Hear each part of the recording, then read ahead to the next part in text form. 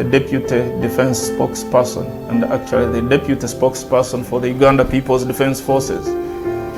I was hosted on Alternative Digital. I encourage all Ugandans that this is the way to go. Always watch, participate, give your views and ask questions on Alternative Digital. Digital, the way to go.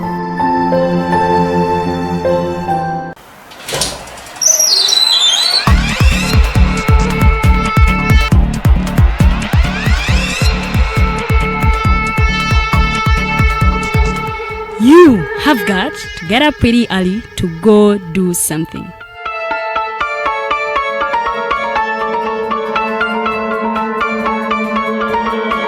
We are the Alternative TikTok.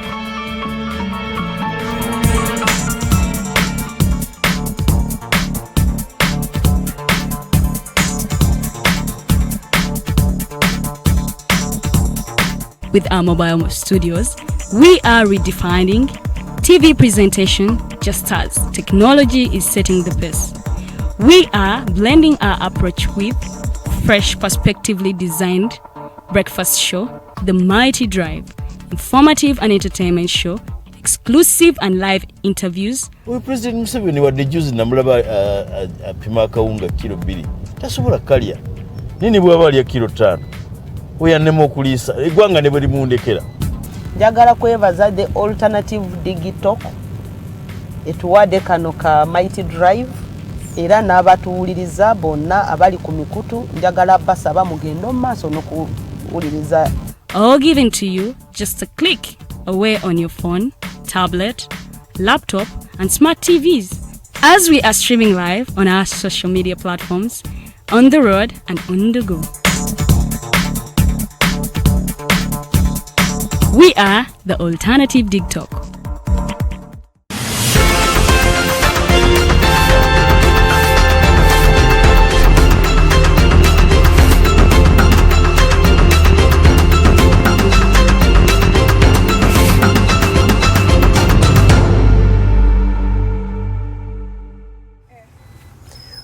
Well, 1 minute past 7 a.m. A very, very good morning and a warm welcome to the new week. It is a new week. It is a new dreams, new aspirations, and new plans, ladies and gentlemen. Welcome aboard. This is the Mighty Drive Show. My name is Edgar Karuhanga. Right now, you are tuned into the Alternative Uganda. It is on Facebook and on YouTube. We are always at the Alternative Uganda. A very, very good morning. Mwasize mutiamwe najemuli. Abantu banje abakerede eno Monday eno week is in a bit of, it has come on a lighter note or on a jolly mood, ladies and gentlemen. A lot of things are happening in the country, and not only in the country but in the world, ladies and gentlemen. We have a new superpower, ladies and gentlemen. Abalaba Mighty Drive olnakolwalero twina superpower omupya, at least according to the world, rankings and everything, ladies and gentlemen. We are live at Nakasero, abamanyi Nakasero, so tuli mu kibuga wakati ekya Kampala. Tugenda kubeera n'omukyala. She is an ambassador, or she was an ambassador, but once an ambassador, always an ambassador. We have Edith Grace Ssempala. She is the leader of the Alliance for National Transformation Women's League. She is going to be with me right here with at the Mighty Drive Show as we find out what has been happening in the world of the Alliance for National Transformation. And yes, what is happening in her world as an individual, what is happening, what is her prospects in the Uganda's thriving economy, and how Uganda is moving forward as a country. So tugenda kubeera n'omukyala Edith Grace Ssempala olunaku olwaleero era mbaniriza mwenna abatulaba olunaku olwaleero. Today is a Monday. It is the 17th day of May 2021. Abali mukwetegereza, these days time is flying like as omwami Kaseija we yagamba obudde budduka nnyo. So it is better to start today because, as Einstein said, the secret to your success is in your daily routine. What do you do every day? What you do every day determines your future and your success, ladies and gentlemen. But ladies and gentlemen, welcome aboard. Let us go to the Mighty Drive updates. What has been happening all over the country, and not only the country, but what has been happening in the world at large. Amawulire mangi genina olunaku olwaleero era munzikirize tuyingireko mawulire agabadde gatambula mu ggwanga lino Uganda, twongere okwogera ne kugali wabweru w'eggwanga katutandikireko ndowooza mu Asia mu China mu ggwanga erya China yesterday moved second in the world rankings. That means China is just one step away from becoming the world superpower. When you get superpower, when number them from the evolution of 1945, when we had the war, the superpower turned from from Britain that was then and France that were then the biggest people, all the superpowers in the world, and turned into countries like the United States and Russia, or USSR, the Soviet Union, ladies and gentlemen. Okuva olwo mu 1945 jukira kyaliwo mu 1945 olwe gwe mwaka World War II we yakomererwa oba sematalo owokubiri we yakoma mu 1945 jukira yatandika mu 1939 we yasala nayingira 1945. Those were 6 years of world terror. Twalaba olutalo wakati w'ensi zonna, the whole world was under war. Twajja okulaba ne mu Uganda muno ne mu Africa bajja ne bakima ex-servicemen be mumanyi nnyo abaana abagenda ne bakuba emundu eyo nga balwanira zi superpowers zaabwe, ladies and gentlemen. So wetwogerera nga olunaku lw'eggulo China eno yayisizza eggwanga lino erya Soviet Union oba erya Russia we yamaze okusindika a space station oba space ship. Baweereza spaceship wali mu bwengula okubange eri mu orbit right now. Eno spaceship bagituumye Jurong. It is the Jurong spaceship. Bagikasuse netuuka wali mu bwengula okubange egenda etandika okupikinga some samples okuva ku planet eno oba planet simanyi obagiyita mu Luganda, nja kubuuzaako lumu producer wange ambulye, naye planet eya Mars bagenda kujja basimisa kino ekyombo kisobole okujjayo samples eza Mars balabe is Mars inhabitable. Jukira for a while now Mars eno ebadde bagikiriza nnyo nga bagamba erina amazzi, erina oxygen, ate nga oxygen yesinga composition nga ekiri wano ku Earth, nga balaga nti in the near future to come abantu bajja kuba basobola okusitula ebyombo byabwe, okusitula obulamu bwabwe batandike okuresettlinga ku planet eno eya Mars. So China yaweereza ekyombo semayombo wano ku planet eya Mars okubanga bajjayo soil samples bakebere ku how is it is the planet okay, is it inhabitable for human life. So okola kino ekyombo kino basobodde okubanga badda waggulu w'eggwanga lino erya Russia. Jukire ensi yokka ebadde eyasindisa ekyombo waggulu mu bwengula eyo yebadde ensi eno eya United States of America. So China yabeegaseeko ne yaweereza ekyombo kyabwe wali mu space station okubanga balaba kyekigenda maaso ku planet Mars. So now as we are speaking, the two highest ranked countries in the world stand at the United States yekyali number emu, then after that tuyina abasajja bano aba China is one of the most growing economies in the world. Bakuze ku speed eyamangu naye manyi bakikoze batya. They've really done this through utilizing most of their human capital. They have human capital in form of labor, abantu banji ate abantu bali creative batandiseewo ebintu ebyabwe ate ekibayita innovation, then babadde creative ne bafuna ne ku bintu by'abantu abalala bye bakolako ne basobola okubanga babitereeza ne babifuula better. So congratulations to China as a country. We've seen this coming. It is not a surprise when they say right now China is the second strongest country in the world. So China and the United States now at loggerheads, ladies and gentlemen. Katulinde tulabe how will this unfold? How will this go move forward? But ladies and gentlemen, as we speak right now, China is in the driving seat of the world rankings. Awo mu mawulire ago katugenda kwera wabweru w'eggwanga tuli mu ggwanga lino erya Pakistan ne Israel. Ndowooza mbadde mukimanyi wakati wa Pakistan ne Israel wabaddewo a lot of controversy from not now but for a while now. Pakistan ne Israel badde tebakwatagana era badde bagamba kyali kigambibwa mbu bizinensi zigenda okulonchinga the third world war oba sematalo owokusatu ow'ensi zino. Jukira nabagamba wiiki ewedde nti no Pakistan enaba allies bayo, then the Israel never allies by tutulamba allies by Pakistan mwe muli basajja nga bana aba Russia abasajja bana aba Palestine, sorry, egwanga lili Palestine not Pakistan. Yes, I really sorry. Egwanga lili Palestine ne Israel bade bayina a lot of controversy. Start of all controversy tandikira ku heritage. Where are the heritages? Wawe bazalira Yesu bine bifo ade babikayanira nnyo. So Palestine ne Israel olutalo lutandise ate okubumbujja omulundi ogwokubiri era lunaku lw'eggulu twalabye nga babombinze ebifo ebimu mu ggwanga lino erya Palestine. So This means that the war is ravaging on. We should pray for the Middle East there to see what is happening. And before everybody, these are the countries that have the biggest historical heritage in the world in terms of what has suspended or has gone around around the world. A lot of countries that that believe in them or believe in their stories, because stories are Yesu Kristu, stories are Judas, and stories on us zava munsi zinebiri and say Israel. Abataman Israel and Palestine, they are even neighbors or they are bordering each other.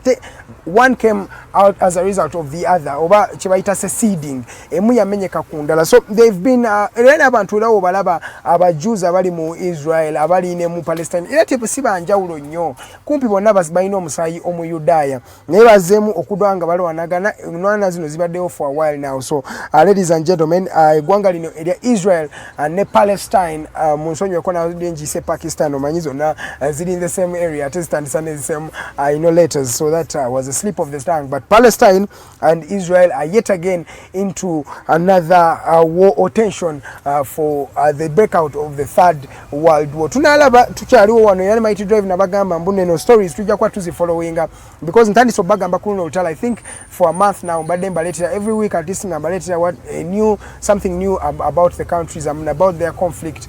And yes, I tell you this because what happens in the other countries also affects what happens in Africa. Toloza mbuno baliwe babalwana gona bera on the safe side. No, it happens wekanga nawe good day in one of their ways away. What happens to them directly may affect us indirectly, ladies and gentlemen. So agoge mauli agali mu gwanga eria Pakistan ndoza tuyingire ko mu gwanga tukomewa ne gwanga eria Uganda. No mauli amanja agabadde gatambula mu gwanga lino Uganda kansokenzideko mukulairo kwaliwo wiki wedde zali enaku z'omwezi 12 omwezi guno gwennyini omwaka 2020 twalaba President Museveni ng'alayira for his 6th term as President of the Republic of Uganda. Omwami ono bamulayiza olunaku olwo abaali baagala enkuba etonye teyatonya unfortunately. Nayenga omusana gwali mungi. It was a day that was successful. Many people okujjako the only challenge that was there was traffic, since enguudo esinga baali bazigadde. So traffic in Kampala was really something to deal with. But okuva olwo twalaba omwami Yoweri Kaguta Museveni ono president wa Uganda, omwami ono myaka 76 egy'obukulu abadde mbuyinza nno okumala emyaka 35 yavaayo n'akakasa antino yayogera nno ku bintu bingi naye yakakasa abazungu ntino Africa is Africa and Africans have a right to stand up for their continent. Nayogerako n'abotula n'ekyama nti mu 2011 we baali bajjako omwami kano mwama Gaddafi wali mu ggwanga erya Libya. Uganda ne South Africa, by then Jacob Zuma yali mu ggwanga lino South Africa, baali beetegese okubanga bategeka troops okubanga bagenda balwanirako a fellow cadre gundi Gaddafi. Yagamba mbuno omwami no Gaddafi by then yali yetaga help, and him and Jacob Zuma had devised a plan to maybe rally for other African countries to rally behind them and go fight for their comrade and cadre and leader at the African continent kano mwama Gaddafi. Nabo tole ekyama ekyo mu bigambo bingi byakozesa yayita abazungu bano obaba na ba westerner yabayita ekigambo kye bayita idiot nkitadde mu quotes. That is what he said as an individual, that these white folks are idiots. We are referring these days Yoweri Kaguta Museveni has grown a tendency, why this was just politics, he has grown a tendency of being maybe assertive, if not assertive I can say too much assertive. Ebigambo byayogera oluusi obata bicalculating obata tamanya what does this mean for katulabi nongenda people zako no mchala Edith Ssempala, because she was into international relations. She was a diplomat for over 20 years, emyaka 10 mwalimu mu these Scandinavian countries, then emyaka 10 yali ambassador of the United States. So ajakuba tubulia, what does this mean for a country like Uganda? Okuwanga president yavuddeyo n'alwanisa these Soviet states, aba Europeans n'abavuma ebigambo n'abarifaringako ebigambo webiti. So bino ebigambo Museveni byayogerako mu kulayira kwe, era n'alaga mbuno kino ekisanja agenda kubanga akola ku UPE, abantu bagenda tandika okwegomba okutwala abaana baabwe mu UPE. That's having a better education for all Ugandans, ladies and gentlemen. Now just 14 minutes past 7 a.m. This is the Mighty Drive. My name is Edgar Karuhanga, okubanga kwereza olunaku olwaleero. Nze nabagamba this is our sole purpose, to serve the community, to serve humanity. As the Mighty Drive, we bring you credible information. Tukule okuleetera amawulire agaddala agali amatuufu aganaakuyamba naawe okubeera ng'okola decision eri mindful, like you make a decision from an informed point of view. So mu bintu Museveni byayogerako yasuubiza UPE n'asuubiza nti bano abazungu tebagenda kubanga babakangakanga, they're going to do what they have to do as Africans, and they are going to stand for their country and their land as Africans. Now you get a lot of a lot of help he has rendered to the different African communities. Jukira chiri mu Somalia, Museveni yasindikayo majege kubanga gakuma Somalia, sindisa majege wano mu DR Congo bagasabye of recent okugenda wali mu eastern part of DR Congo. Nabagamba mu eastern part of DR Congo wabadde ekintu kye bayita death of people. Abantu abasinga baki equating to genocide, but then this comes to a discussion. When do we refer to a situation as genocide? This has been a topic that many people have really come out to talk about. Jukira obali bayo chaba Jews wali ndoza babajukira Hitler mu gwanga liri area Germany wali a world superpower. Germany by then was a world superpower. Twalabanga but abantu mu zino ze bayitanga I've forgotten, but they used to burn people alive, to gas them people with gas chambers, webatanga abantu. People failed to recognize it as genocide, and millions of people were dying.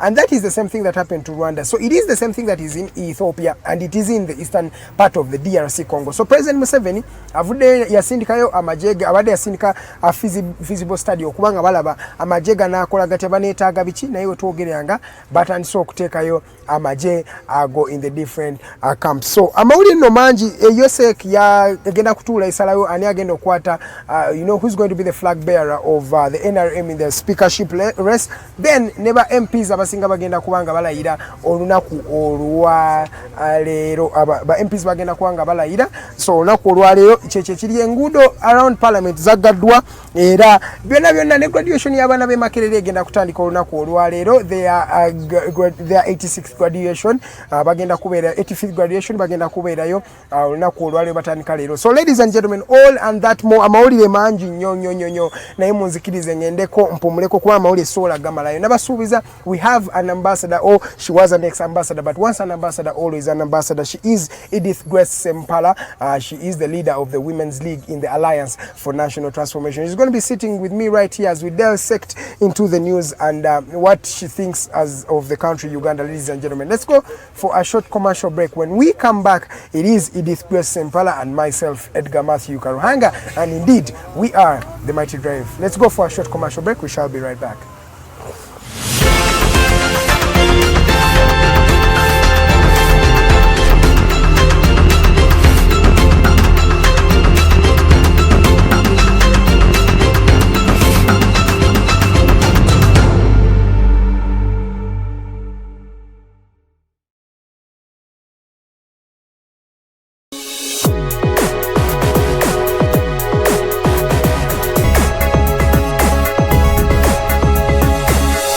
Alternative Dig Talk. Real issues, real talk.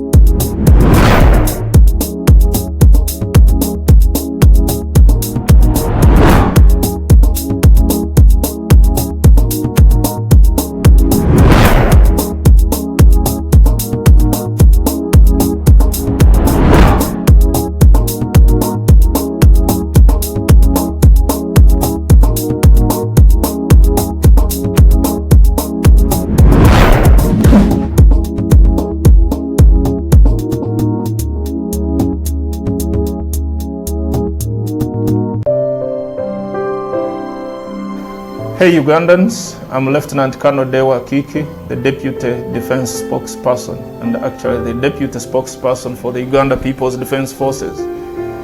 I was hosted on Alternative Dig Talk. I encourage all Ugandans that this is the way to go. Always watch, participate, give your views and ask questions on Alternative Dig Talk. Dig Talk, the way to go.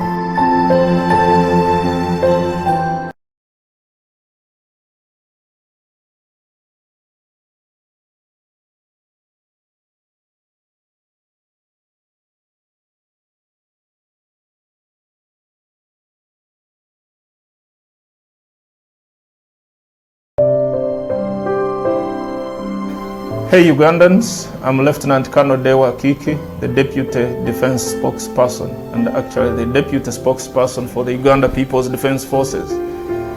I was hosted on Alternative Digitalk. I encourage all Ugandans that this is the way to go.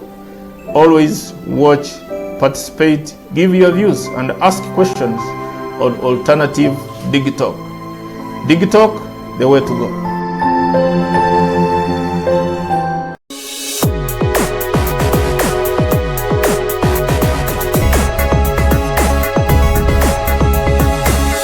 The Alternative Dig Talk. Real issues, real talk.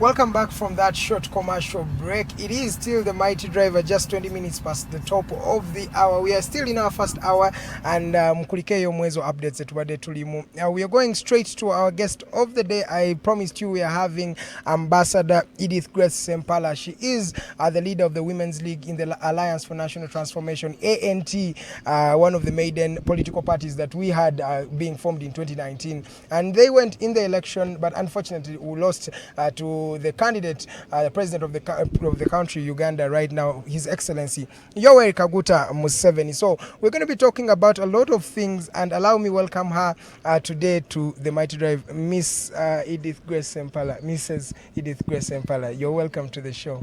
Thank you so much. Good morning, everyone. Good morning, our viewers. I am delighted to be once again here.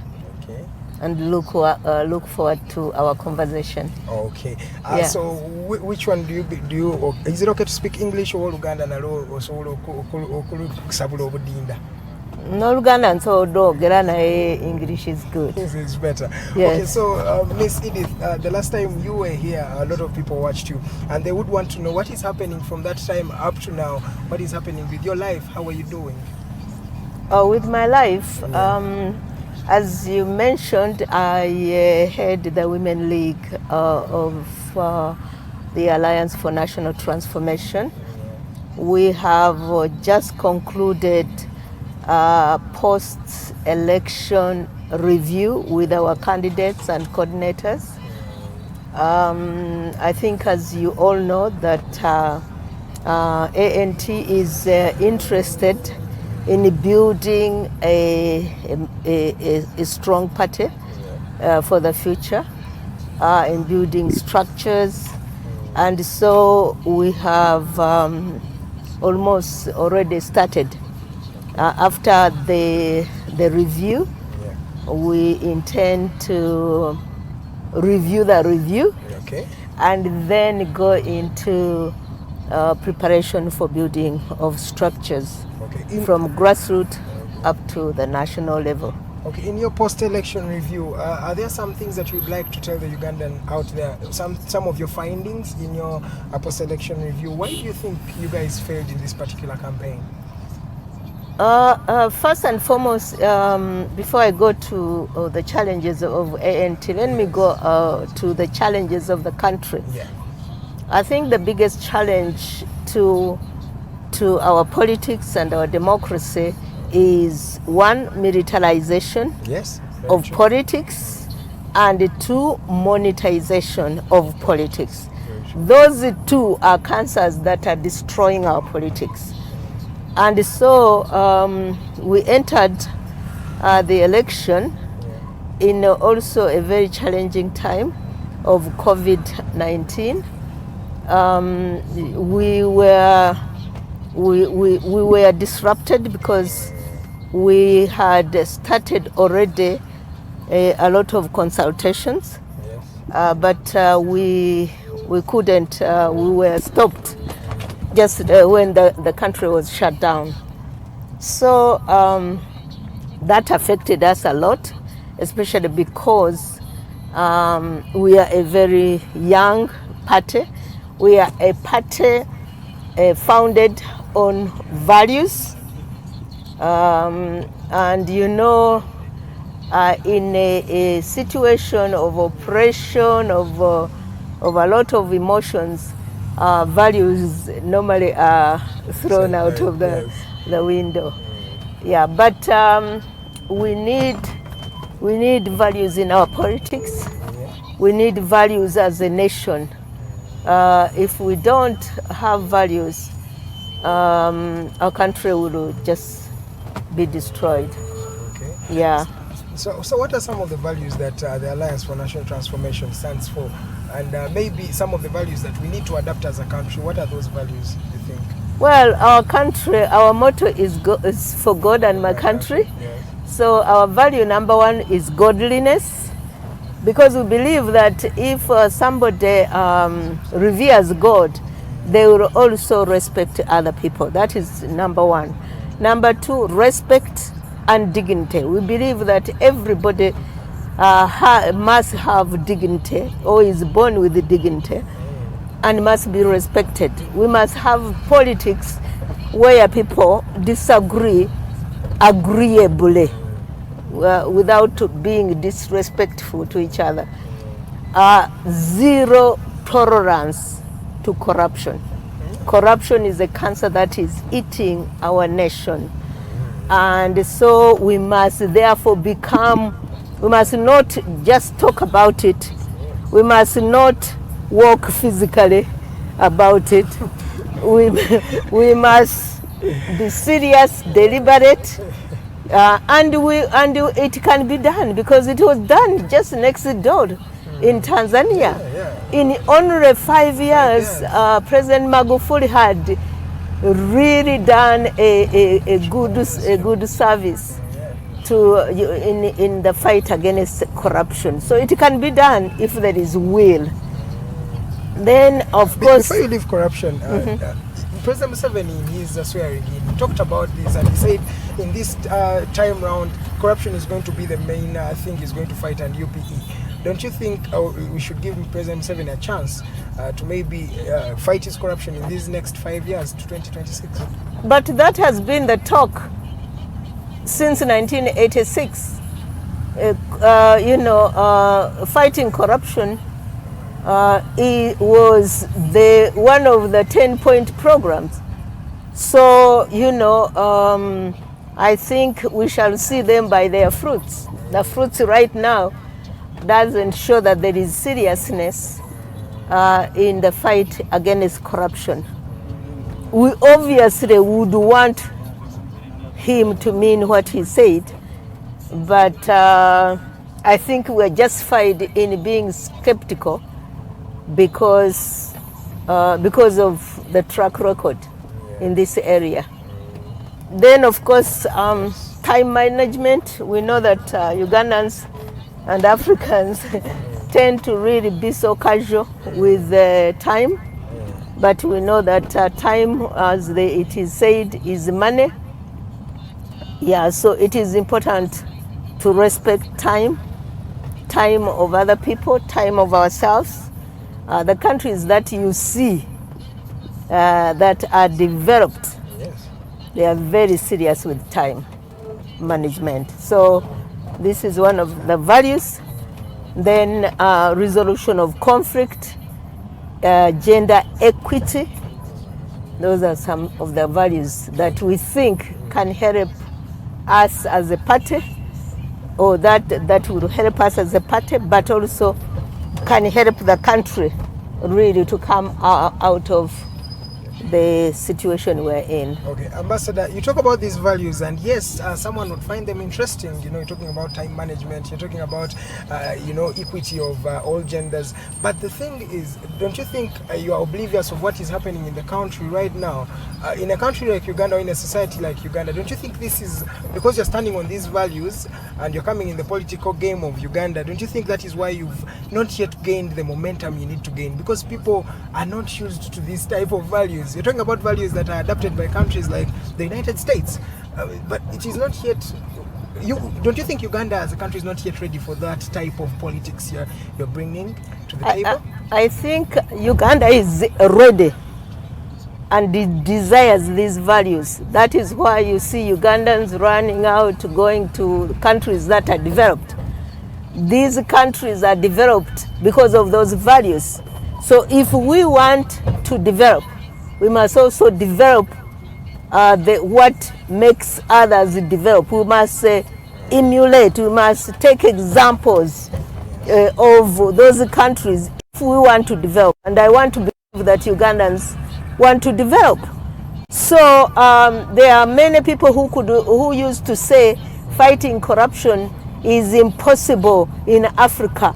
But we saw it in Tanzania. We saw Tanzania in only 5 years come from a banana republic to a middle income country. It is possible.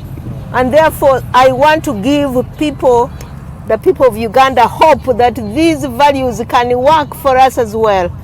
They have worked for other countries, they can work for us. Ambassador, how can you assure Ugandans that the values you stand for are actually the values you are going to implement, you as the ANT?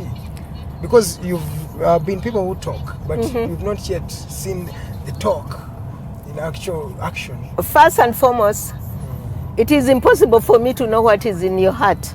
That is a very good question which you have asked. And it is impossible for me to know, for you to know what is in my heart. Yes. But we can know the track record. So if you look at the track record of our leaders, leaders like General Mugisha Muntu, yes, leaders like Ali Salasso, you can see that these are leaders that have lived these values. Leaders like yourself as well. Leaders like myself. I know I don't want to talk about myself. Yes. So I think that is why it is very, very important always to know your people. There is a saying that people do not change. It is the knowledge of them that changes.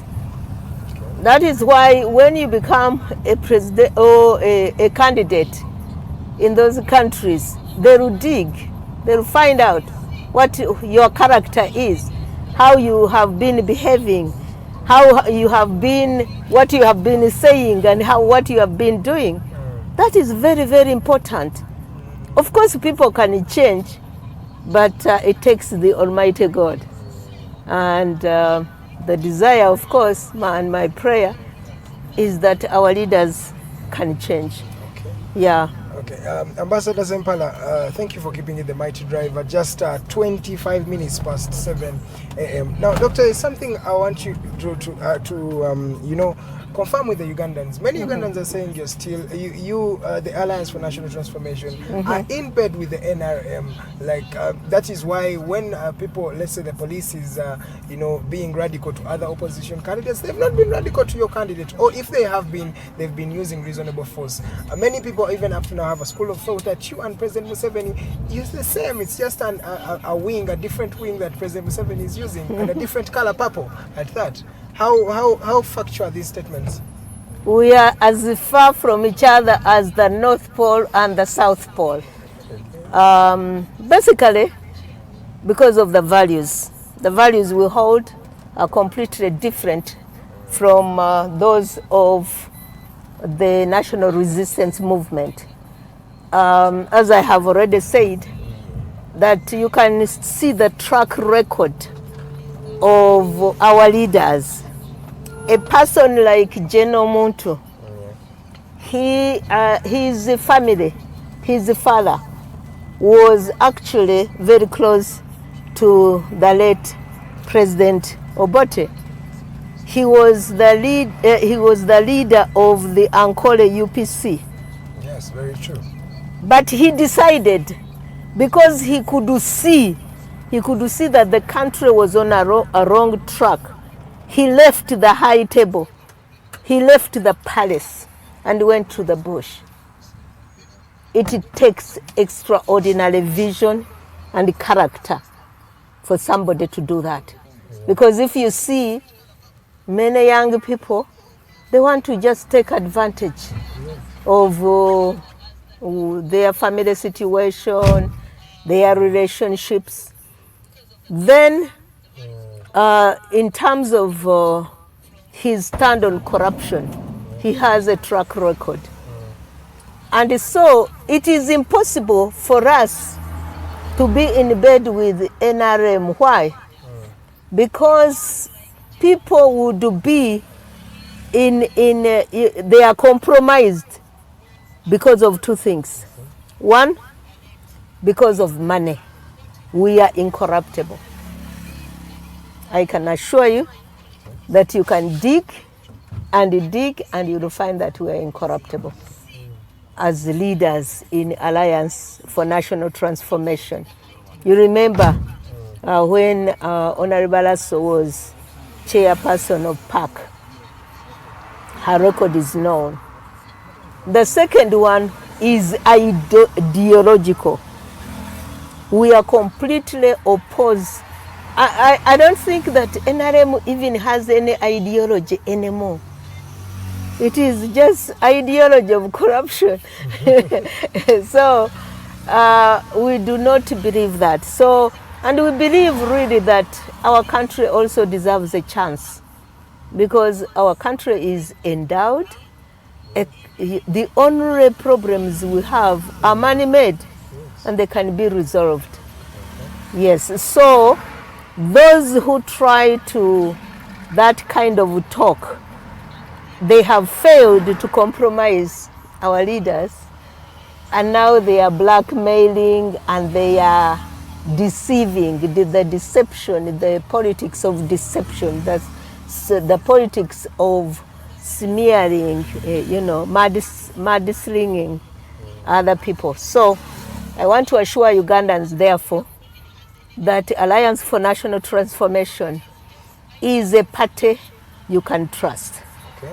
Speaking about the militarization and monetization of politics today, when we look at the Alliance for National Transformation, you don't have the military, and we know in a country like Uganda, taking power, at least they've showed us that it's all about the military, and even sustaining the power is all about the military, as we've seen even up to the recently concluded elections. A lot of militarization, brutality was there. So how is a political party like the Alliance for National Transformation, that does not have the military and does not even have the money, how will you take power in a country like Uganda? I think in the military, first of all, there is no room for the military in a democracy. Apart from Uganda, it is apart from Uganda and some other African countries or third world countries, and I think that is why we are third world. Yes. Yeah, so if we therefore, as Ugandans, are determined, we can actually deal with this issue. If we are organized, if, change is inevitable, change is going to happen. Change is going to happen.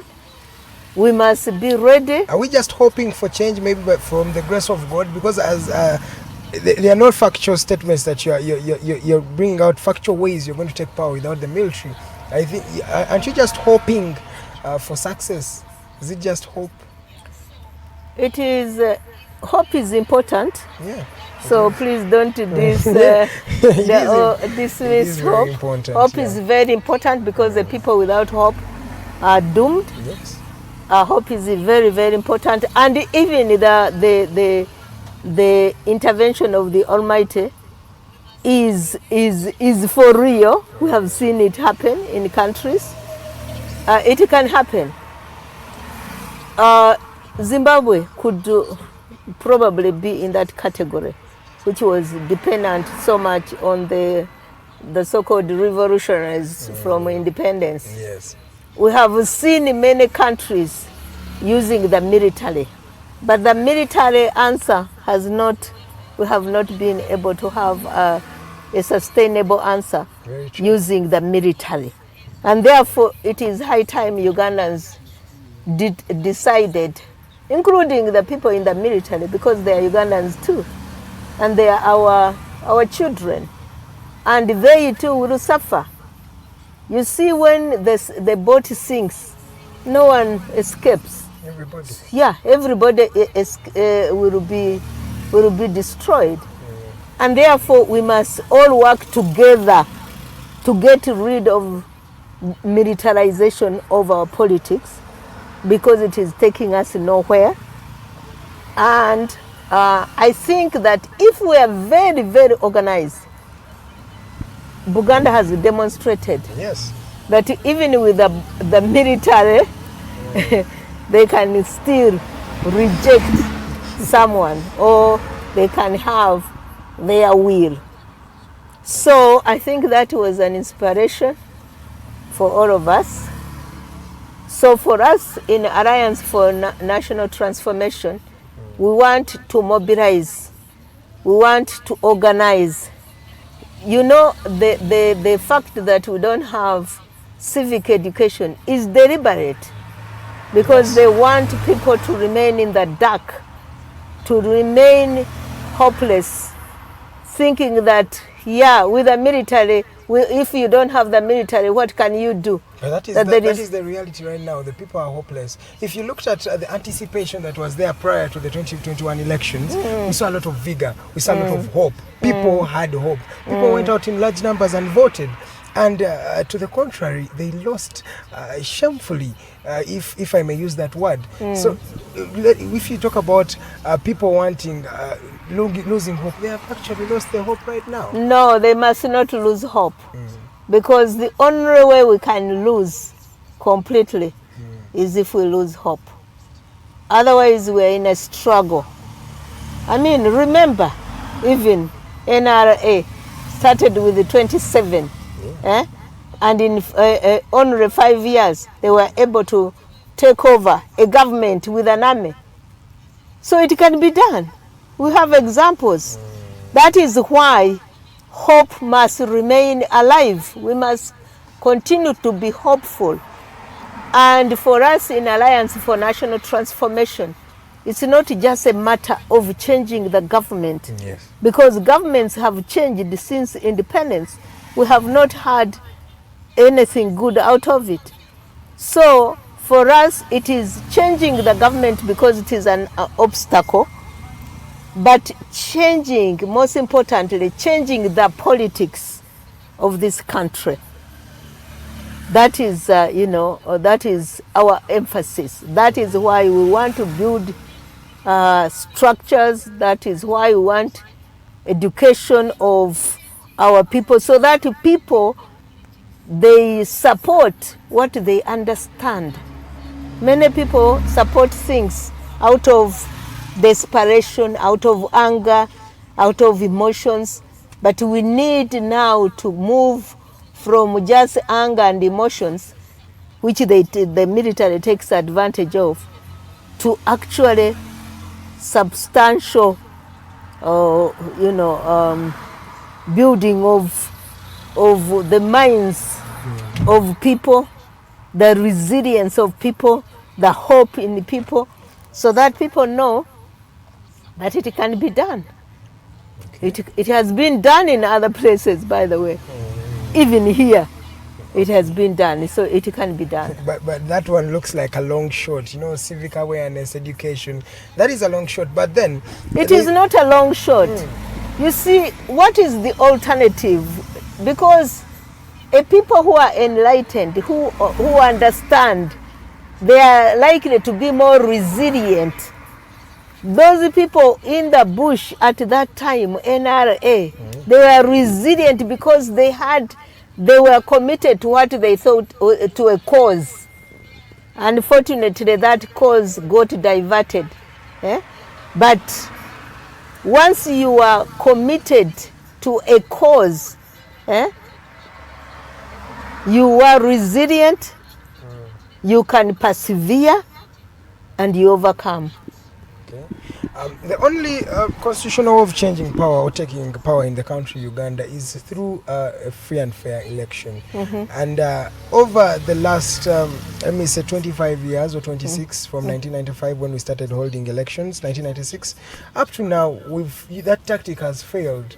And some of the political organizations have tried to rally people to maybe go on the streets and show what happened in countries like, Libya, Gambia, and other countries to work in Uganda, but it has also failed.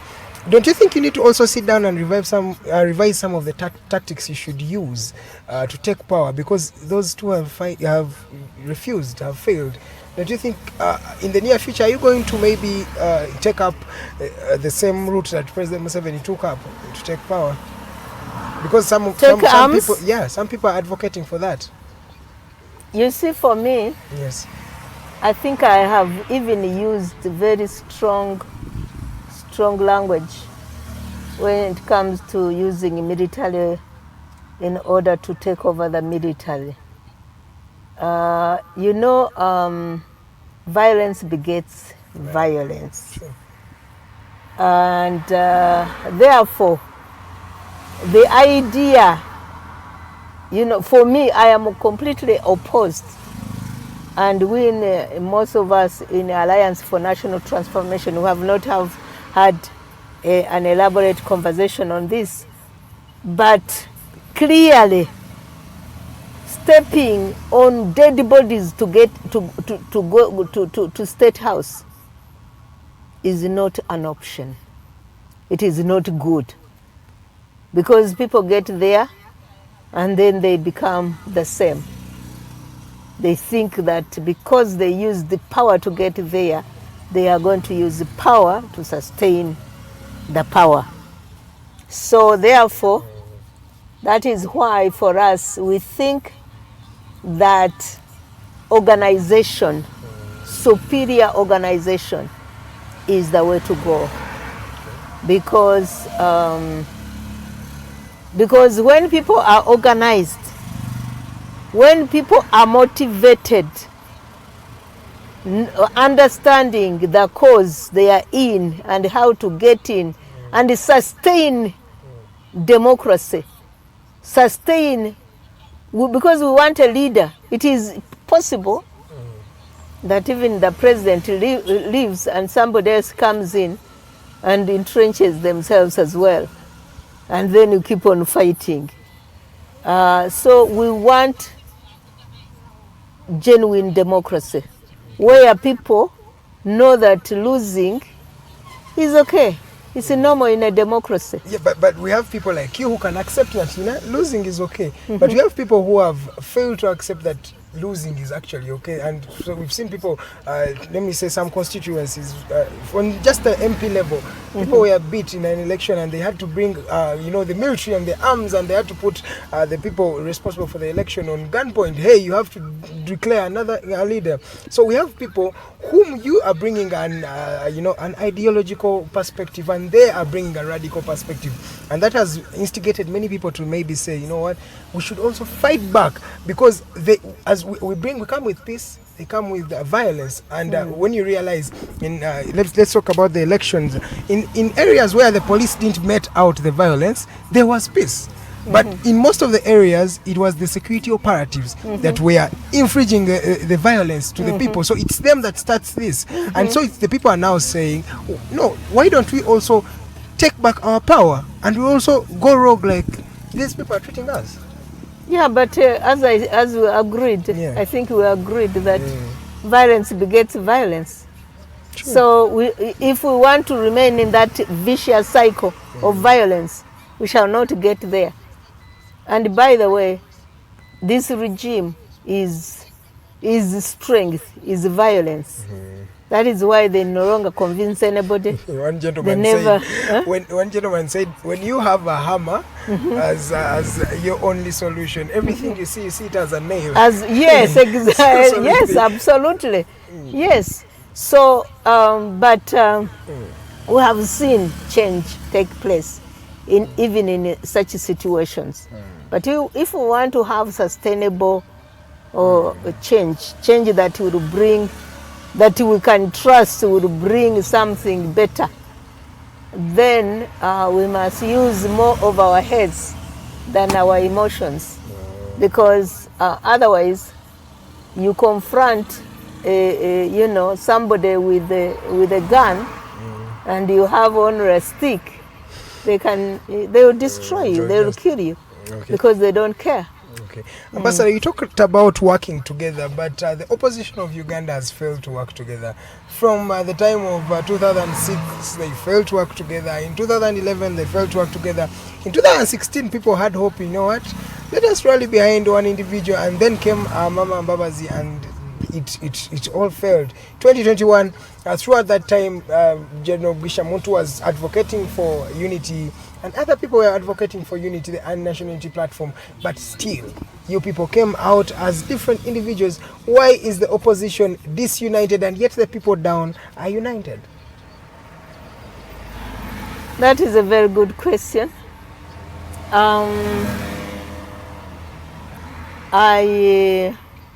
We in Alliance for National Transformation, we want unity, because unity is strength. But we want unity of purpose, because right now we have a situation where some people, all they want, all they want is Change. to get, rid of President Museveni. For us in Alliance for National Transformation, we don't want a chije, because we have seen what a chije can actually bring. Because this is not going to be, the change will come. Even President Museveni will go. He's a human being, like everybody else. But, we want democracy, we want respect for human rights, we want to get rid of corruption, we want to, all these things. Those things cannot come accidentally by a chije. It will have to be a deliberate effort. And therefore our focus as Alliance for National Transformation, that is why we want to build ourselves into a political party with a mission and a purpose. And we want to be able to educate Ugandans to join hands with us. And we also encourage others in the opposition to do the same, because, that is the only way we can really we can bring about change in this country. But why doesn't the ANT be the first to take the step, maybe, and you go and look out for maybe NUP and you say, let us join forces? Why is it that all of you have failed to make that first step? No, we have been talking. Yeah. We have been talking. Maybe the time wasn't enough to finalize the conversation. But the other thing is that I want to encourage Ugandans. Patience. Patience is a virtue. They've been patient for 35 years. Yes. And they're going to be patient for the next 5 years. That is going to be 40. They may have to be patient even more, You see, if we are not patient, we can make grave mistakes. Therefore, that is, and being patient doesn't mean doing nothing. We must consistently work, but also deliberately work.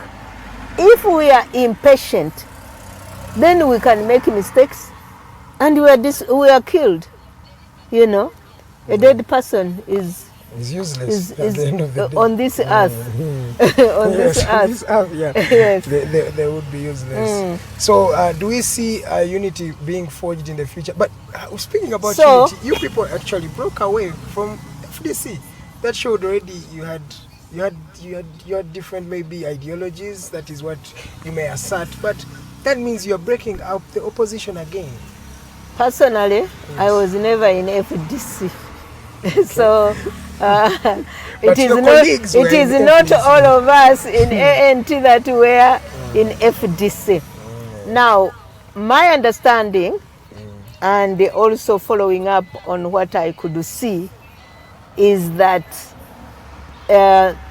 within FDC, there were those of like General Muntu, who believed in organization, in building institutions, in building structures. And those who and those others who believed in defiance as the method. Now, unfortunately, those two could have actually worked together, but it looks like it couldn't.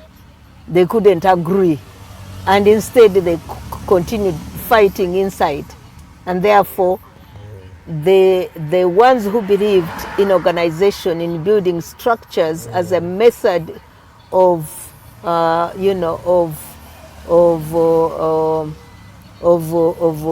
taking power, they decided that if we can't agree, then it's better we separate, so that the ones who believe in organization and building structures can have the opportunity to do it without being disturbed, and the ones who believe in defiance can also do their thing. So for me, I think it is like if you are in a marriage, and you are fighting all the time, you have failed to agree, you have failed to harmonize. It is probably better to separate. Yes, separate. It is better for the children actually to separate and continue probably working together for the sake of your common interest, the children. Okay. At just 55 minutes past 7 a.m., we come to the end of our first hour today. When we come back from the short commercial break, we shall be talking about a lot of things. We're going to be talking about the structures Miss Edith Ssempala has been talking about. How do we, where are they as the Alliance for National Transformation in building these structures? Then we also dissect on the president's swearing in, being a lady who has been a diplomat for a couple of years. She's going to be telling us with her experience, what does this mean to a country, Uganda? People and Museveni referring to the Western community as idiots, and all that and more coming your way in the second hour. My name is Edgar Matthew Karuhanga. This is the Mighty Drive. Let's go for a short commercial break. When we come back, it is still Mrs. Edith Grace Ssempala. Good morning.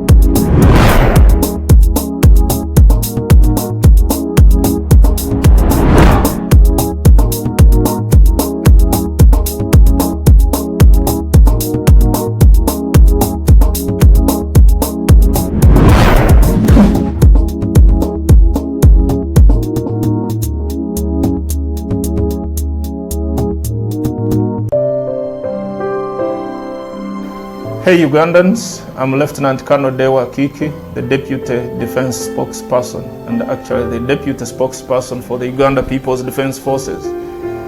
I was hosted on Alternative Digitalk. I encourage all Ugandans that this is the way to go. Always watch, participate, give your views and ask questions on Alternative Digitalk.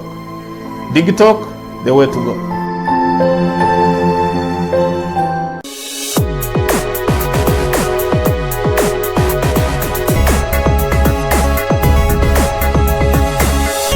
Alternative Dig Talk. Real issues, real talk.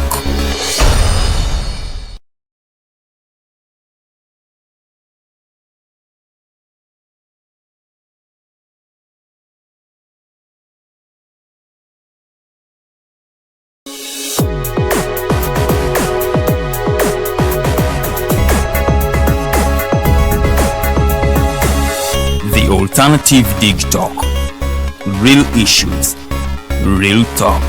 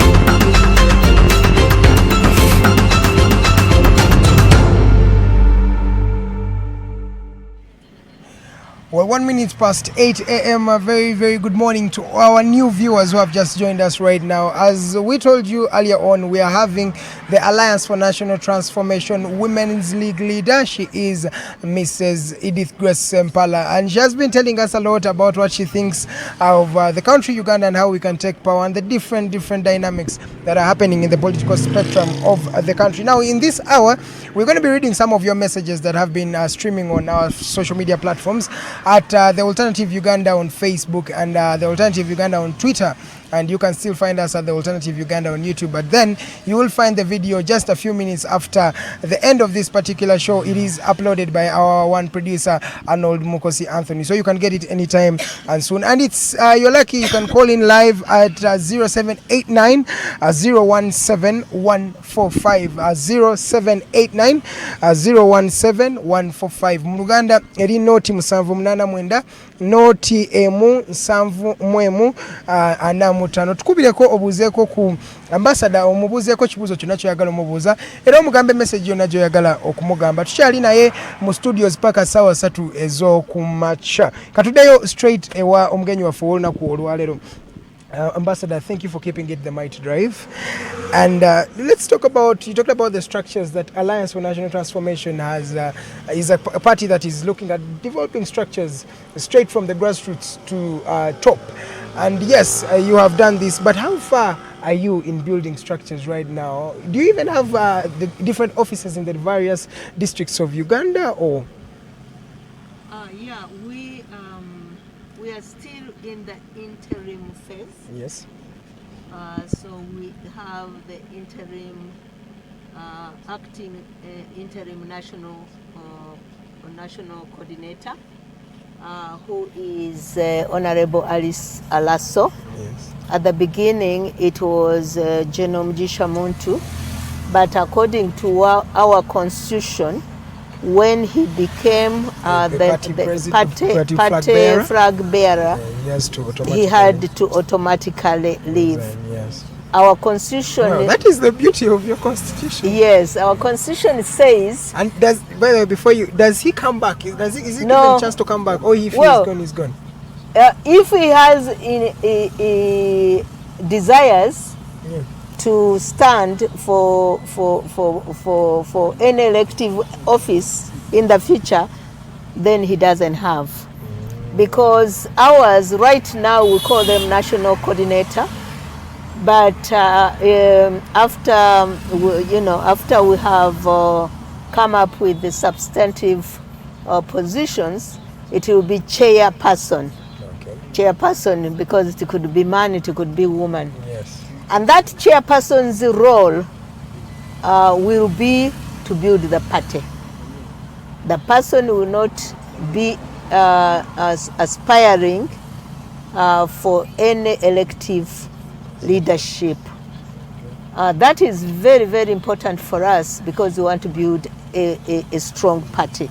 Yes. We also want to get rid of conflict of interest, where a leader starts mobilizing everything around himself to benefit himself. So we want, therefore, our chairperson to be there for everybody, so that he or she does not have conflict of interest. Okay. And we think that would work very well for us. Okay. Yeah. There are some people who say, but you know, why would I be a chairperson if I have no aspiration to be a president? That is a mindset. Our mindset is that leaders should put country before self. Yes. They should put party before self, you know, and therefore, for us, I think it is going to work. Okay, that's Yes. the beauty of the Alliance for National Transformation. And from the first day you guys came on through the political spectrum of the country, I personally was really admiring the way the type of politics you're bringing. But I don't know if other Ugandans really admire it. But let's go back to the structures. So how far are you in building these structures? Do you even have, let's say, the first lead, maybe a council at a village or the parish or something like that? Maybe to show that we have not yet reached the village level. Okay. We have leaders at the national level. We have leaders at district level. In some districts, we had gone to the sub-county level, but then we were disrupted by COVID and then the elections. So our intention, our plan, is to go back and build the national is already there. District is there, but build all the structures of the district, and then as constituency level, sub-county level, parish level, and village level. Yeah, so that is our plan. Do you have like a time frame for this plan? Do you think by 2026 will you have achieved your plan? Oh yes. Okay. Oh yes. And we're really appealing to Ugandans who are interested in changing the politics of this nation to join us. Because to join us, to support us, you talked about money. Yes. Ugandans ourselves must support our politics if we want to have good politics. And if we do, then we get what we want. Okay. Yeah. Okay. There is a school of thought, Ambassador, that says political parties did more division than unity, and they have said that for a country to achieve change from a dictator, a person who has been in power for 35 years, political parties must cease, and then maybe pressure groups must rise, or unity groups or something like that, because they're saying political parties have legitimized the dictator's cry. Like when somebody looks back at Uganda, they will say, yes, Uganda is a multi-party dispensation. They have the NRM, they have the Alliance for National Transformation, there is NUP, there is FDC, but these political parties actually do not achieve or do not take power. And they say that maybe, judging on examples like, let's say, the Egypts, the Sudans of this world, people put away the political parties and they decided to rise up as a people. Why is it that you people are still sticking to, maybe one would call it the old school politics of political parties, the politics that worked in the day, in the 1950s? And don't you believe it's time for maybe to change the tactics and maybe first put the political parties on a low and then grow that people-centered change? You see, first and foremost, we must decide what is it that we want.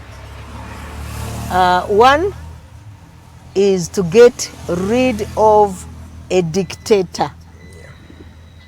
The second is getting rid of dictatorship.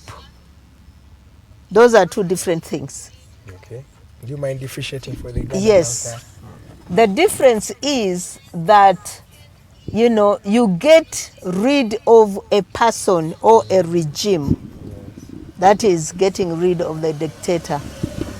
But getting rid of the dictatorship is getting rid of the mindset of dictatorship, changing the mindset so that people understand that in democracy you compete and you must compete fairly, and when you lose, you have lost, you try again. Yes. That is democracy. So that is the only way forward, because as I gave as an example, I think maybe I can elaborate it now. Yes. That since we got independence in 1962, we have been having changes, haven't we? We have. Yes, we got change. We had Milton Obote. Yes. People got tired of him. And then we had, when Idi Amin came, 1971. there are some who were even happy that People were happy. Yes, with people Amin. were happy. I think he's the most They welcomed president. Yes, they jubilated. Yes. He even had reasons why. Then you got rid of Idi Amin. Yes. People were so extremely happy. And so you can see, we must learn from our journey that change by itself is not enough. It's not the answer. It is not the answer. It is part of the answer, because if you have an obstacle, you must get rid of that. If there is a roadblock, you must First get rid yes, of the get roadblock. get rid of the roadblock, but in order to Continue the journey. yes. So you know that is why political parties are very important, because now we are talking about you know, if you say just a pressure group, organize a movement. I mean, a movement cannot really, does not have those structures. A movement does not have that, you know, it's just a rallying point. But remember, which could be good for getting rid of the first thing, Yes. but for moving forward, it becomes a challenge. Sustainability. Okay.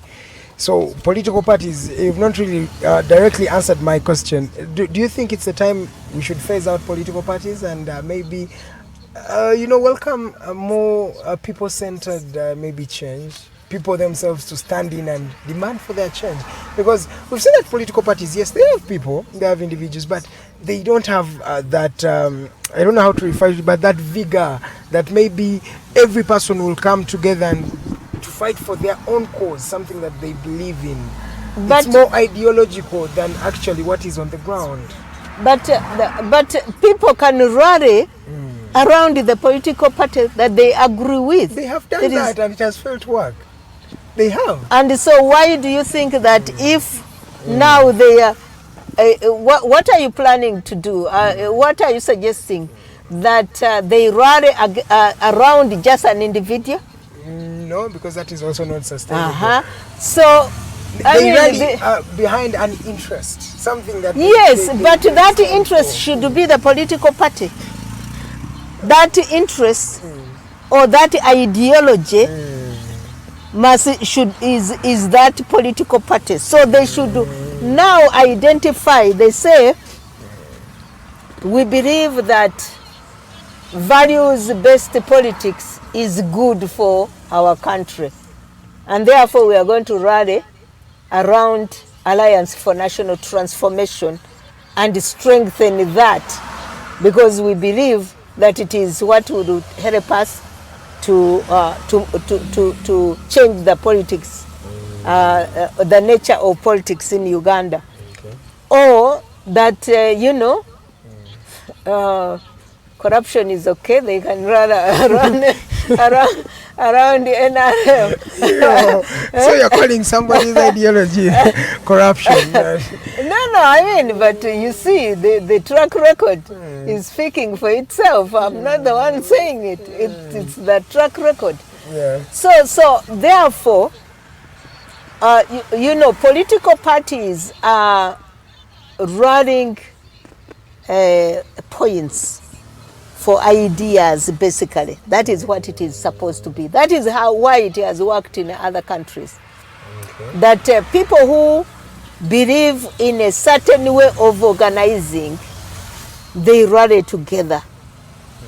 Yeah, because otherwise how are you going to manage society? The people you're calling the corrupt, the one with the corruption ideology have rallied behind together, and for a while now, they are still taking the lead. If there was no militarization, if there was no monetization, which monetization is money of, taxpayers' money, I don't think they would be in that position. Yes. Okay. Yes. If they want if they want to argue on that, let them get rid of militarization and monetization, so that people can compete in terms of ideas. So they would be ideologically bankrupt. They wouldn't stand a chance. That's what you say. I mean, the thing is that, by the way, they know what is right. Yes. They know what to even say sometimes, but they don't. They don't do what they don't implement. They are preaching water and they are drinking wine. Yes, yes, they're preaching water and they're drinking wine. Interesting. Okay, let's talk about the women in the Alliance for National Transformation. Yes. This time round, we didn't see a lot of vigor from the ladies, and those that we saw, trying to be a bit vigorous, did not, unfortunately, win the election. What are some of the plans you have for the ladies this time around in the next 5 years to come, to make sure that they are ready by 2026 to maybe also have some share of the government of Uganda? That is a very good question. First and foremost, women, we are the mothers of this nation. We are also the majority, 52%. We are also the ones who suffer most when things go wrong. We suffer as women. We suffer through our children, through our young people. We suffer through our husbands. When the husbands can no longer take care of the family, we are the ones who take the burden. So women must be interested and must participate in order to uplift, themselves. So this is for us, therefore, the training and mobilization and sensitization of women is key. And we also think that it is not a question for women alone, because when you educate a girl, you are not educating an individual, you are educating a nation. And therefore, whether you call it emancipation or empowerment of women, is good for our society. And therefore, we are encouraging our men, our young people, to also be very active in mobilizing the women in their lives. The women in their lives starts with if you still have a grandmother, your mother, your aunties, your sisters, wives, if daughters, if you are old enough. So that is very, very important. And as a matter of policy in Alliance for National Transformation, every women, there is affirmative action of 40%. 40% of every structure must be occupied by women. And we are very serious about it. We are going to take it. Yeah, we are going to make sure that we take it, because after all, we are 52%. So 40 is far below 52%. And we also believe, therefore, women are good mobilizers. Women, I think, are less corrupt, generally. Yes. We are more futuristic. We think about the future. Women are always talking about their children, our children, What about our children? We are all always struggling for our children. We are all always sacrificing for our children. Yes. And therefore, really, you know, the involvement, the participation of women in our party and in our country would benefit the country tremendously. Yes. There is a debate, motion I would like to bring on the table that many women do not like to maybe listen to. But don't you think these affirmative positions and the affirmative action, for example, the 40% you've talked about, don't you think we've reached a time maybe we should maybe bring it on an equal basis? Because right now when you talk about women emancipation, women to a high cost have really rose to the status of men. When you look at now, let's start from the smallest unit of society, the families. These days, women are the ones taking care of the families. We've seen a lot of single parents, and they've been able to actually raise children. For example, myself, I've been raised by a single mother to even graduating university, just as a woman doing it. And we've seen women rise to higher positions. We have a woman like Ambassador Edith, who has been an ambassador for a couple of years and has rose to where she is right now. And we have the Rebecca Kadagas. We have women who have really rose. Don't you think it's high time that women also compete on the same level ground as men in this .com era? I think there is still room for affirmative action, because when we are talking about affirmative action, we are talking about women as a whole, not just a few individuals who have managed. For me, I think we shall have made it when we have empowered that woman at the village level.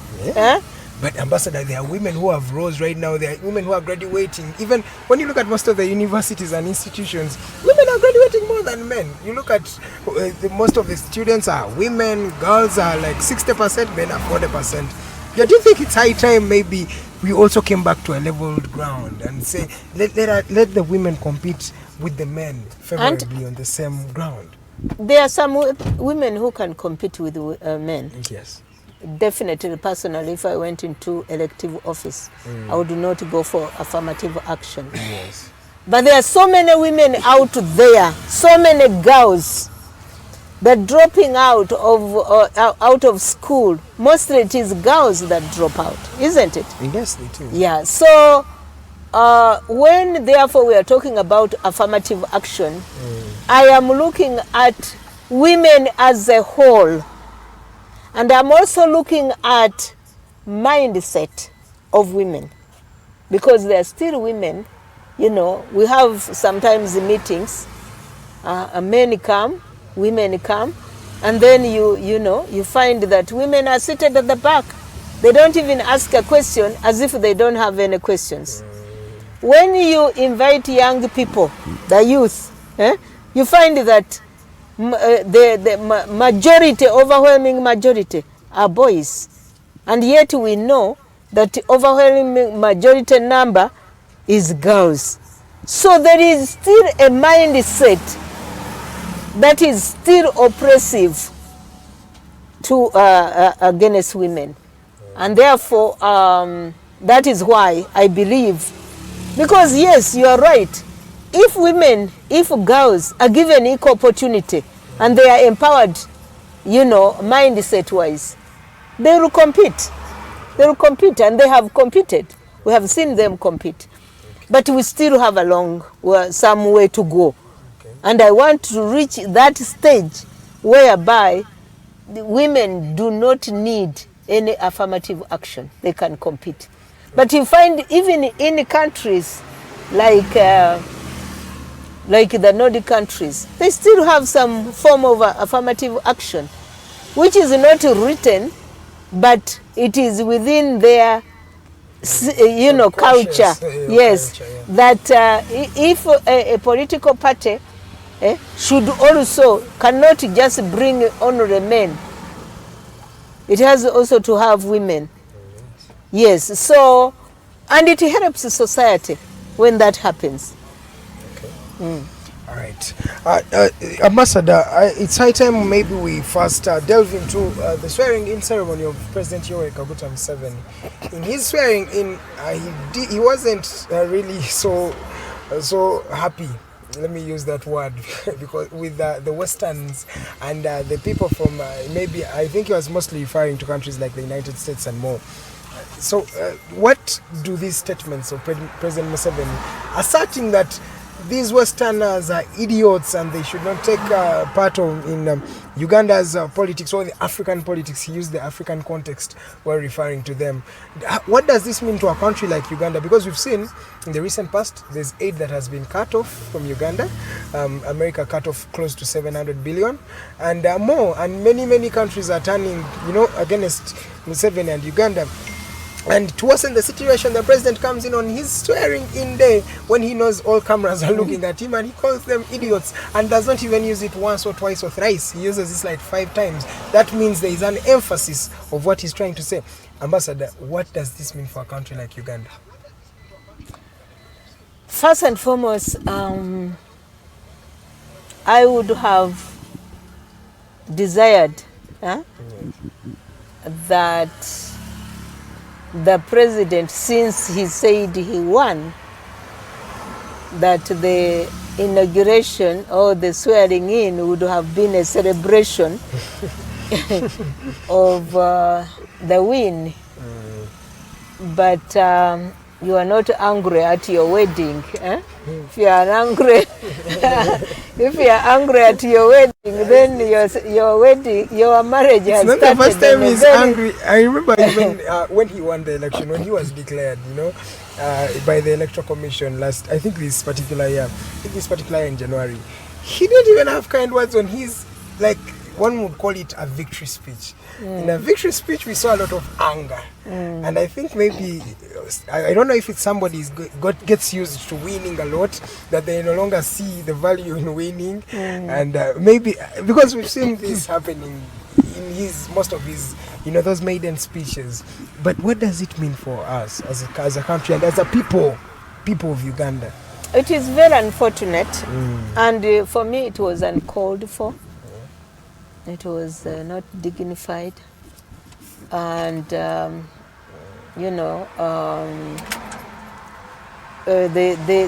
lashing out at foreigners. Foreigners are not demanding anything different from what Ugandans are demanding. You cannot talk about East Africanism, Africanism, Pan-Africanism, when at home you are seen clobbering your own people. When mothers are crying for their children whom they don't know where they are, who have disappeared. When young women are crying for their husbands. When the country is crying, when corruption is at a cancerous stage, when women are dying, giving life, so I thought that the swearing in would have been a celebration and a commitment to really addressing the challenges that Ugandans are facing. I would have hoped that he would have said, okay, thanked those who supported him, but also said that I am now the president of Uganda. I'm a president for everyone, whether they voted for me or didn't vote for me. That is what democracy do. It didn't happen. And the foreigners or the international community, the Westerners, that he's extremely angry with, are people who have been with us from the very beginning, who have supported NRM from even our own struggle, from our struggle. I remember because I was one of those who were, campaigning for NRM. So these are people who have supported us with their will and with their money. They have supported us. You remember President Clinton when he came here and was here for 2 days, which is, for a president of the United States, sitting president to be in a place for 2 days. That was big. And it was big because they thought that we were a new breed of leaders. Yeah, even by then, yes, they believed in Museveni. Yes, they believed because of what he told them. I know what he was telling them, and what I was telling them as the representative. Yes. I was giving them hope that actually Uganda had come out of the dictatorship, that we are now on a trajectory for democracy. So when we reach 35 years and now we are saying you don't want to learn anything about democracy, I know that democracy is work in progress, even in already more developed countries. Yes. It is work in progress. So when you say you don't want to learn, and yet your own people are crying, they are groaning, they are, in front of cameras, the whole world is looking, Africa is looking, and yet at the beginning you yourself castigated African leaders for keeping quiet. And on your maiden speech? Yes, the first speech at OAU. Yeah. Then, something is not making sense. Something is wrong. And so I really hope that the anger will go down, because anger doesn't build. It can only tear more. And I just, it's really a very sad state. So when these countries infringe or inflict on, these bans on Ugandans, it is not President Museveni that is going to suffer. It is the people down here that will suffer. And we've seen introduction of new taxes. And I'm thinking, many people have a school of thought that, these taxes are being introduced because they want to raise more capital, more money, because the funding has been reduced. So don't you think this is affecting the Ugandan out there? And even let's talk about these new taxes that have come on board. How viable are these taxes? Or are we still seeing even more taxes yet to come? First of all, the sanctions. Yes. The debate on sanctions globally, for those who really care, because it is a desperate way of trying to see how can they really support the people, the oppressed people, And first it used to be sanctions on countries, but then they realized that when you sanction a country, indeed, it is the oppressed that gets even more oppressed, that, suffer more. That is how they started this selective individual sanctions. And it is easier now because they see you on the camera, clobbering, beating people. It is no longer, if the evidence, they can see. And I hope that those who are involved in these activities, they can see that they are putting themselves and their families in danger. Well, some have even been sanctioned already. Yes. So they can, of course, pretend that they don't want to go anywhere, they don't want to go to United States, but their children want to go and study. And even their families that are already there, they are deported back to Uganda. Oh, is that so? That is what they do these days. Okay, so you are really, if at least you should be mindful of your family, of your, That is, I think, the purpose of these selective sanctions. Now, on the taxes, yes, our people, at the time when people need relief because of COVID, then you are, you know, you are taxing them more.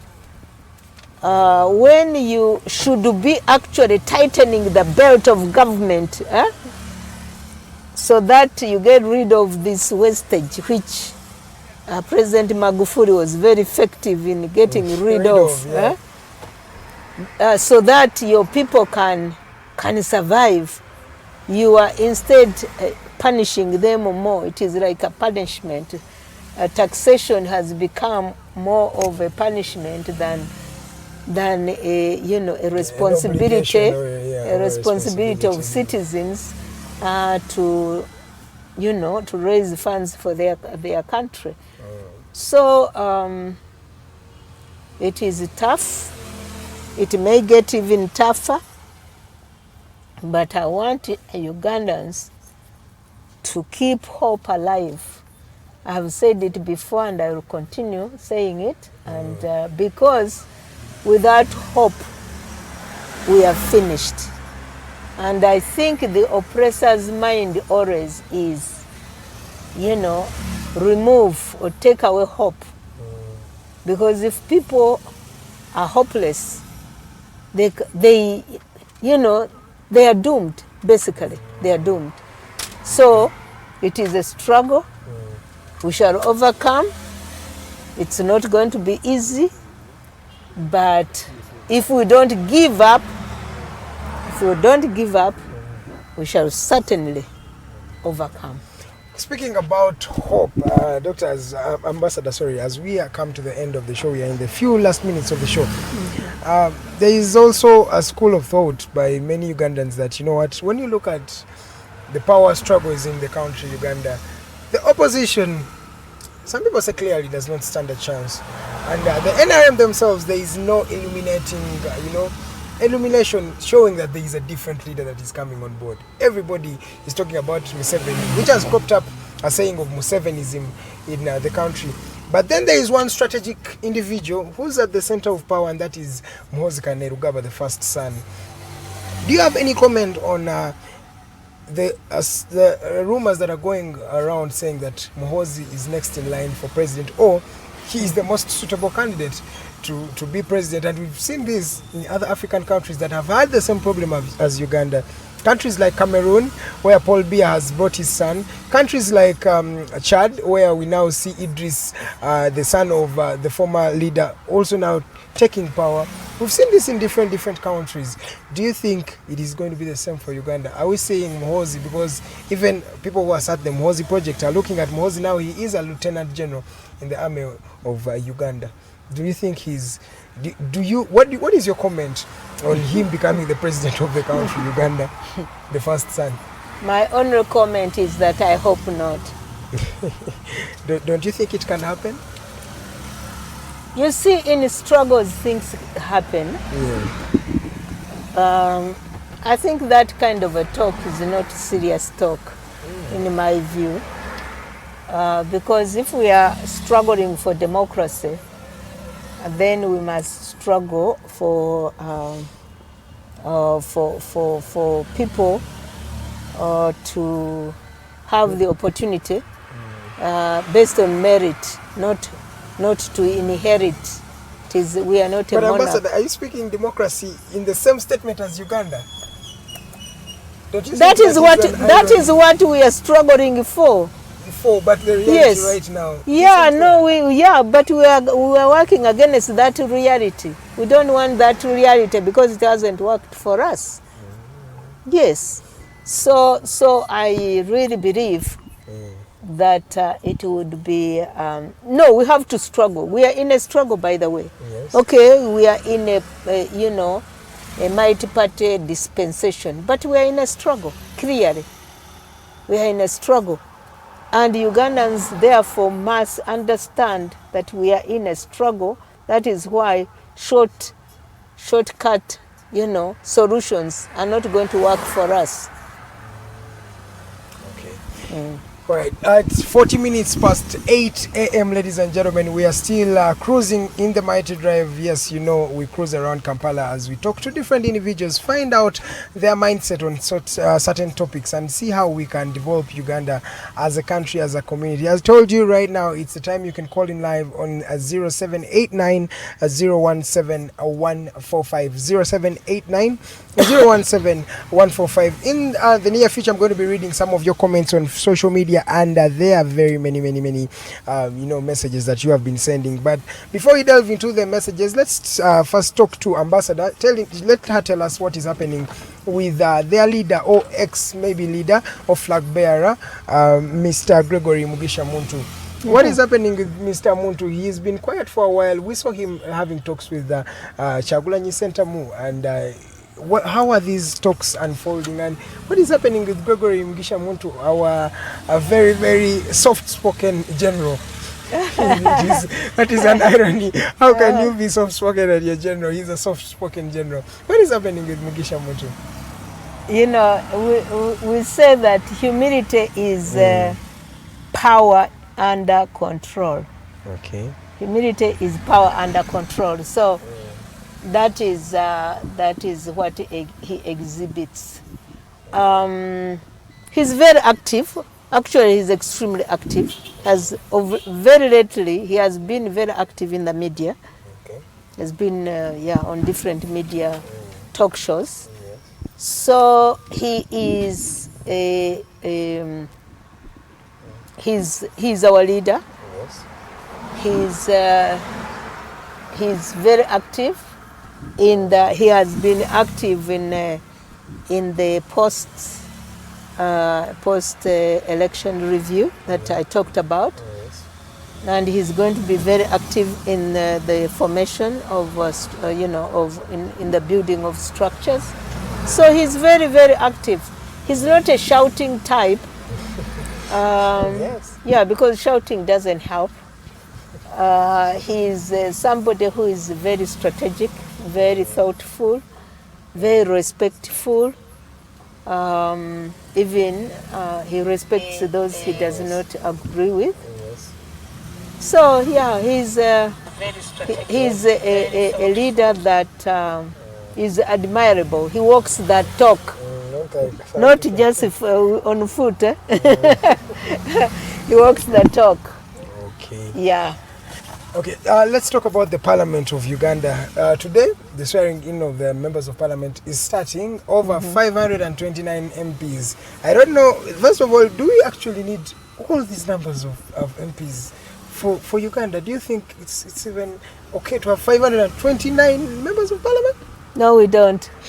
So, No, we don't. It is one of the wastages. It was one of the things that the president has been using to keep himself in power. Okay. It is so unfortunate because we are only 42, about 42%. Yes. 42 million Ugandans. And we are competing with the countries like India that are 1 billion, 0.3 billion. People. We have surpassed almost United States, a country of a superpower. 315 people. People, not only that, but it's a GDP. Yeah. It's too high. So I don't understand the rationale. It is absolutely unnecessary. Okay. It is a wastage. It is a reflection of a totally banana republic. Yeah, so I'm not fan of that because I have seen other countries. Do you believe each MP is given 1 minute to speak? 1 minute like this? And I don't think can so. Someone even speak a lot in 1 minute? Because they are No, but even space to sit. Even if they had a minute to speak, really, it is like every Ugandan should have a member of parliament representing them in parliament. So it is senseless, absolutely senseless. It is an indicator of how derailed we have been, you know. And exactly because we also don't want even to learn from other countries, you know. We should have learned from other countries, even in Africa, you know. So, yeah, it is unfortunate. It is a way of earning money. You see, it is no longer representation. It is money. It is a job. And I remember each of these 500 so MPs gets over 300 million for a car, you know, 27 million for salaries. That kind of ridiculous extravagance. I really, you know, when we still have serious challenges. We have unemployment levels that are way up there. Our young people don't have jobs. Our, you know, hospitals don't have medicine, but partly also because of corruption. I mean, we have serious developmental challenges, social challenges. We have serious service delivery challenges. And then you're talking about somebody having a new, you know, a car of that amount, you know, how much would it save? How many lives would that money save? A lot. So, I think it is a problem for all of us Ugandans, the mindset of Ugandans. Because me, I believe, if I was the one, I wouldn't take that money. Because it is unnecessary. But you leave it and other people will take it. That is okay. Let them take it. Yeah. Everybody has their own conscience. Okay. Yes. Ambassador, let's go in for some of the messages that have been going on social media. We have Jeremiah Muschibi saying, thank you for the show. Thank you, Jeremiah, for watching. Nanteza Shamim for always watching live from Abu Dhabi. Thank you, Agamenange Wendy. Nabukera Teddy Tenjo, thanks for the show. I'm watching from Chiwempe. Then we have Wamala Charles saying, ask Ambassador, how do we build Uganda to a middle income status? I think he was trying to mean, how can we take Uganda to a middle income status? By the way, they promised us by 2020 we will be in a middle income status. And we are now in 2021. 2021, and there is no illumination or sign of that. No, look at what Tanzania did. It's not rocket science. Reduce on some of these foreign trips, wastage. Reduce wastage, cut, uproot corruption. Okay. That's it. Okay. Elizabeth Musitwa is also watching. Habiona Matthews, thank you for watching. Then we have Jeff Bagwell, Beats Bagwell. Comment on the speakership of Uganda's parliament in 2021. Are you supporting Rebecca Kadaga, Jacob Olanya, or Semujunganda? There is also one Chibalama from the Democratic Party. I think the competition is going. This is my personal observation, and you know, that the competition is going to be between Kadaga and Olanya. As a woman, I believe that if anybody is serious about women empowerment and women, you know. We cannot have the three arms of government headed by men. We have the president, who is a man. We have the chief justice, who is a man.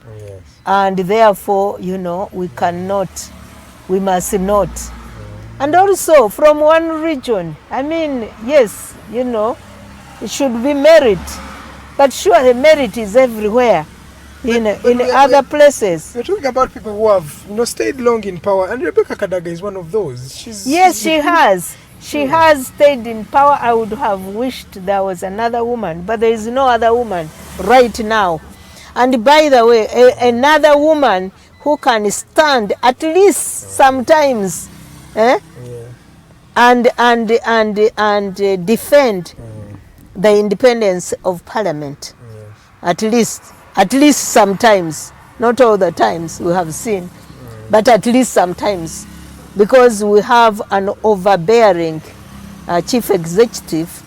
We need at least a speaker who has some backbone, so that, you know, so that we are supposed to have, Parliament is supposed to be to check the executive, and at least sometimes Honorable Kadaga, Right Honorable Kadaga, has shown that she can stand. She stood for those who were trying to be expelled. Yes. She stood. She has stood for some, you know. She has also stood for, you know, removal of age limit, and she even boasts about that. She says, if it wasn't for me, President Museveni would be no more. That was a do or die. That was a do or die. So I can forgive her for that. But okay, yeah, many Ugandans have not really forgiven her for that. But there are more messages coming in. Kajina Brian, thank you. Kalangwa Alex from Bunamwai. Thank you a lot. Kwamshabe Charles. There are very, very many people. I cannot really read out all your messages and finish them, but thank you guys for always tuning into the Mighty Drive every day. You spend your data watching us. Thank you so much for keeping it the Mighty Drive. We come to the end of the show at just 9 minutes to the top of the hour. Allow me go to our guest of today, telling us some of our parting shots. And Ambassador, what is the future of the ANT as you come to the end of the show, and what should we expect from ANT in the next 5 years? The future of ANT is great, Yes. because we are focused, because we are deliberate, because we are values-centered. We are serious people. And therefore, the future of Alliance for National Transformation is good. Okay. It's a lot of hard work. We need to get people to understand us, people to know us, and therefore we invite Ugandans to look at us, to give us a chance to partner with us or to work with us in order to transform this country, transform the politics of the country. Okay. Of course, we are all aware of the challenges ahead of us, and but they can be overcome. There is no challenge that cannot be overcome. Every challenge is an opportunity, as a matter of fact. It depends on how you look at it. So we welcome all Ugandans that share our values, share the hope for Uganda to really join us. Do not be bystanders. Do not be discouraged. Do not lose hope. Keep hope alive. Change will come. Okay. The only thing that doesn't change is change. It will come. Okay. But what kind of change do we want to have? That is the conversation we would like to see take center stage in this country, because change is going to happen. But what kind of change do we want to see? And I also want to encourage all of us to be that change that we want to see. Okay. Thank you so much, Ambassador. I would like to end the show on a light note, and the viewers out there, I think, would want to know, what are some of those things you like to do in case you're not doing politics, you're not in the Alliance for National Transformation and you're alone? What are some of your hobbies, some things you like to do as an individual that make you feel happy? What makes me feel happy, or what makes me tick, is my faith in God, my relationship with God as a daughter, And my relationship with my Savior, Jesus Christ, and my relationship with the Holy Spirit keeps me going, keeps me hopeful, keeps me energized. And so I would like, therefore, to encourage those who are watching me that there is hope, there is peace, there is a destiny in Jesus Christ. So, you know, I really, quite frankly, I don't know what kind of a person I would be without Christ. And I thank God for you people. I thank God for my party, Alliance for National Transformation, for my my leaders. I thank God for Uganda. I thank God, yes, for Jesus Christ who paid for all of us. Yes, to have hope. He did pay yes, he paid, and therefore we cannot be hopeless. Yes. All right. Thank you so much, Ambassador Edith Grace Ssempala, for joining the Mighty Drive today. And we're always grateful when you say yes to our invitation. It's not the first time you're here, and thank you so much for always accepting to be here on the Mighty Drive. Ladies and gentlemen, and God bless you. Okay, God bless you as well. Ladies and gentlemen, we come to the end of our show today. Thank you so much for watching it up to right now at just 3 minutes to the top of the hour. On our production today, we had the beautiful Elizabeth Musitwa, my very good friend. Then, of course, we had Roger Sturiahabwe, and on the camera, our driver of the day is none other than Jeremiah Mchiwi, and our director was Arnold Mokose Anthony. Thank you guys for always tuning in, and remember, this is a youth-based organization, and that's why you see a lot of youth around there. We believe that the future is now, and that means we are standing here to give you the future. Ladies and gentlemen, let me go, and we'll meet on Wednesday. Tomorrow it's going to be Arnold and Farida as they talk to Omulangira and Nachibinge K. Chimbugwe. He's going to be here on the Mighty Drive every Tuesday. He's always here from 7 to 9, and yes, I'm always off. But I'll be back on Wednesday, Thursday, and Friday. And remember, every Friday we have entertainers in the house. We're most likely to have one gospel artist or one very good artist, an R&B artist that, ladies and gentlemen, you enjoy. We'll be bringing that and more your way. But from the entire Mighty Drive team, my name is Edgar Matthew Karuhanga. Farida wasn't able to come today. She's feeling unwell, and we pray that she may recover swiftly. Ladies and gentlemen, from the entire Mighty Drive team, it's a good morning. See you soon.